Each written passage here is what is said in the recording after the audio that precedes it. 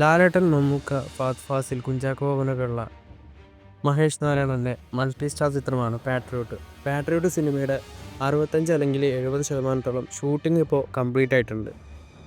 ലഡാക്കിലെ നിലവിലുള്ള ഷെഡ്യൂളിന് ശേഷം സിനിമയുടെ അടുത്ത ഷെഡ്യൂൾ സെപ്റ്റംബറിലായിരിക്കും തുടങ്ങുന്നത്. പിന്നെ ബാക്കിയുള്ള ഭാഗങ്ങൾ UK കേരളത്തിലാണ് ഷൂട്ട് ചെയ്യുന്നത്. ലാലേട്ടൻ ഇനിയും സിനിമയിൽ 20 ദിവസത്തെ ഷൂട്ടിംഗ് ബാക്കിയുണ്ട്. അതേസമയം മമ്മൂക്കയുടെ ഷൂട്ടിങ്ങും ഉടനെ ഉണ്ടാകുമെന്നാണ് കേൾക്കുന്നത്. നിലവിലുള്ള പ്ലാൻ അനുസരിച്ച് അടുത്ത ദിവസം തന്നെ സിനിമ തിയേറ്ററുകളിലേക്ക് എത്തിക്കാനാണ് സിനിമയുടെ ടീം ശ്രമിക്കുന്നത്. ലാലേട്ടൻ്റെ എമ്പുരാൻ, തുടരും സിനിമകൾ ഏഷ്യാനെറ്റിൽ വേൾഡ് പ്രീമിയർ ചെയ്യാൻ ഒരുങ്ങുകയാണ്. എമ്പുരാൻ ചിങ്ങം 1 ഓഗസ്റ്റ് 17 ഏഷ്യാനെറ്റിൽ വേൾഡ് പ്രീമിയർ ചെയ്യും.